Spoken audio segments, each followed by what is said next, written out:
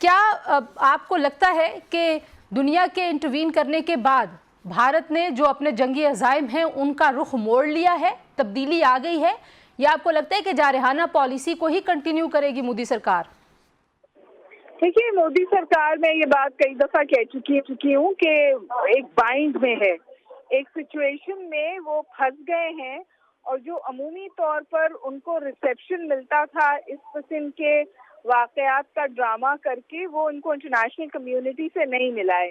In fact और ज्यादा मुश्किल आई है क्योंकि अंदर से ज्यादा सख्त सवालात हो रहे हैं बनस्बत बाहर के। यानी जो लोकसभा है, जो कांग्रेस है, जो उनके अपने इंडिपेंडेंट सोच के सहाफी हैं, वो उनसे ऐसे सवाल पूछ रहे हैं जिसके जवाब इंडिया के पास नहीं है।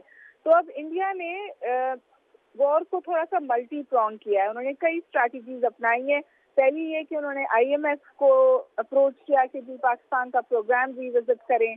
उसके बाद उन्होंने पाकिस्तान बेयरिंग फ्लैग के लिए अपना पोर्ट बंद किया, हमारे चैनल्स बंद किए, लॉबियस्ट हायर किए हैं यूएस में अपने मौके पर अपने नैरेटिव को आगे बढ़ाने के लिए। तो in some ways India has moved from hot front to various soft front. जो मुझे खदशा है वो ये है कि बहुत ज्यादा शायद वो लाइन ऑफ कंट्रोल पर हीट अप ना करें सिचुएशन को। थोड़ी बहुत फायरिंग अब शुरू हो गई है जो 4 साल के वक्फे के बाद हुई है, लेकिन दूसरे फ्रंट पे मुझे लगता है इंडिया अग्रेसिव होगा। एक तो जिनका मैंने अभी जिक्र किया वो, और दूसरा मेरे ख्याल है वेस्टर्न बॉर्डर पे जो स्ट्रैटेजिक स्पेस उन्होंने हासिल की है अपने लिए इंडिया में, अफगानिस्तान में, उसको वो पाकिस्तान के खिलाफ और ज्यादा तशद्दुद के साथ इस्तेमाल करना चाहेंगे। तो कोई ऐसा incident from our western border वो इंस्टिगेट कर सकते हैं, क्योंकि जो रेगुलर फ्रंट है ना, चाहे वो एयर फ्रंट हो, सी फ्रंट हो या लैंड फ्रंट हो, वहाँ पाकिस्तान ने अपनी ऑपरेशनल प्रिपेयर्डनेस को इतने वाज़ेह तौर पर दिखाया है कि मेरा नहीं ख्याल कि वहाँ वो कोई जी अच्छा सर। हाँ डॉक्टर साहिबा, जो इस वक्त जितना मोमेंटम भारत में बन गया है, जो भारतीय मीडिया ने पागलपन कर लिया, जितने इकदाम मोदी साहब ने उठा लिए, जितने जो एवेन्यूज़ हैं वो उन्होंने पाकिस्तान के साथ ताल्लुकात के हवाले से बंद कर दिए, उस सारे मोमेंटम से वापस कैसे वो निकलेंगे? कि आपके ख्याल में आपने कह दिया कि कुछ जो सॉफ्ट फ्रंट्स है वहाँ पे वो ज़्यादा एक्टिवेट होते हुए दिखाई देते हैं, लेकिन ये जो वॉर मॉन्गरिंग की एक एक्सट्रीम है, इससे आपके ख्याल में उनका जो वे आउट है वो क्या होगा? कहीं बाकी वो जो ख्वाजा आसिफ साहब को लगता है कि अपनी सुबकी छुपाने के लिए कहीं वो छोटा मोटा हमला करेंगे, आपको भी कुछ ऐसा लगता है? देखिए, पाकिस्तान ने तो बड़े तदब्बुर, सियासी तदब्बुर का इजहार किया है, स्ट्रैटेजिक रिस्ट्रेंट का भी इजहार किया है, लेकिन उसके साथ साथ ये भी बावर करा दिया है कि छोटा या बड़ा अगर किसी भी किस्म का एडवेंचरिज्म हुआ तो फिर हम उसका जवाब देंगे।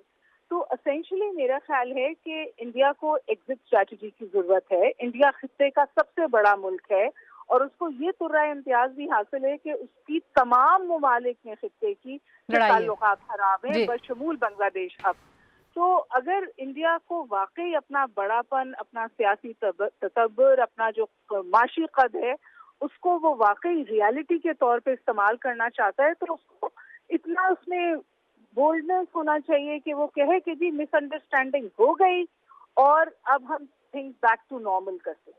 क्योंकि इंडिया को एग्जिट स्ट्रैटेजी तो चाहिए, वो बाइंड में तो है। मैं ख्वाजा आसिफ साहब की बात से थोड़ा सा इख्तिलाफ करती हूँ, क्योंकि अगर इंडिया कोई छोटी सी भी खिलवाड़ करेगा तो फिर पाकिस्तान उसका भरपूर जवाब देगा, क्योंकि वॉर हाइप हमारे यहाँ भी हो गई है ना जी। और जो हमारी फॉल्ट लाइन थी, जो उतना पोलराइज्ड मुल्क था, जब इंडिया का सवाल आया तो मुल्क जुड़ गया, सब साथ खड़े। जो दुनिया ने जिस तरीके से इंटरवीन किया है जब से पहलगाम वाक़या हुआ है, उसको आप कैसे देखती हैं? पाकिस्तान सफारती लिहाज से कितना कामयाब रहा है, और पाकिस्तान जहाँ जहाँ इंगेज कर रहा है, और अगर सलामती कौंसिल का इजलास बुलाया जाता है अक़वाम मुत्तहिदा का, तो क्या आउटकम आप उससे आता हुआ देखती हैं? देखिए, दो बातें समझने की जरूरत है तंजीला। एक बात तो ये कि हम जिस दुनिया में रह रहे हैं वहाँ पर यूनाइटेड नेशंस की अहमियत और असर दोनों कमजोर पड़े हैं, लार्जली अमेरिकन एटीट्यूड इन गजा की वजह से। बहुत लोगों का ये ख्याल है, बल्कि उन्होंने उसका इजहार भी किया है कि इंडिया ये समझ रहा है कि जो ग्लोबल एनवायरनमेंट बनी हुई है उसकी वजह से शायद हम कुछ भी कर सकते हैं। तो मेरा ख्याल है कि इंडिया को भी ये बात समझने की जरूरत है, और दीगर लोगों को भी, कि पाकिस्तान पैलेस्टाइन तो नहीं है, ये कॉन्फ्लिक्ट वन साइडेड एग्रेशन तो नहीं होगा।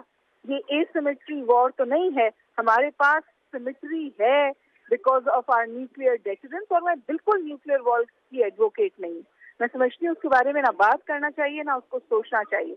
Having said this, it is on the ground and it is a reality. मेरा ये जाती ख्याल है कि जो भी ग्लोबल एनवायरनमेंट हो और जो भी यूनाइटेड नेशंस कहे, इम्पोर्टेंट ये है कि इंडिया इस खत्ते में क्या देख रहा है। जब एक लोग इकोनॉमिक ग्रोथ की बात कर रहे हैं, इंडिया के रवैये की वजह से तो पूरे खत्ते की माशी ग्रोथ रुक जाएगी। खत्ते में ऑलरेडी आप सब बंदियां देख रहे हैं, आपने चाइना का वाज़ेह स्टेटमेंट सुना है। इंडिया तो अपने लिए भी मुश्किल खड़ी कर रहा है ना, तो मेरा ख्याल है कि India should do a soft exit.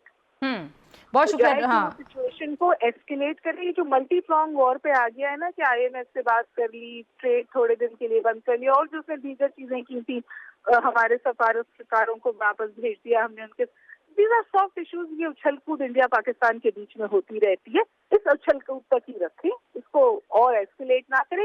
India का नुकसान है, पाकिस्तान तो डिफेंसिव ऑफेंसिव पर है। अगर जंग हम पर मुसल्लत की जाएगी तो हमारे पास और कोई ऑप्शन नहीं है कि हम जवाब दें, तो हम जवाब देंगे। तो the ball is in the Indian court. India has to decide कि इस वक्त जो सिचुएशन है इंडिया पाकिस्तान के बीच में वो किस तरफ जाएगी। बिल्कुल और दूसरी बात ये, इंडिया पाकिस्तान की सिचुएशन अब बायलैटरल और बाइनरी नहीं है। ये खित्ते में अब एक ट्राई एंगुलर इक्वेशन है। It is India, China, Pakistan.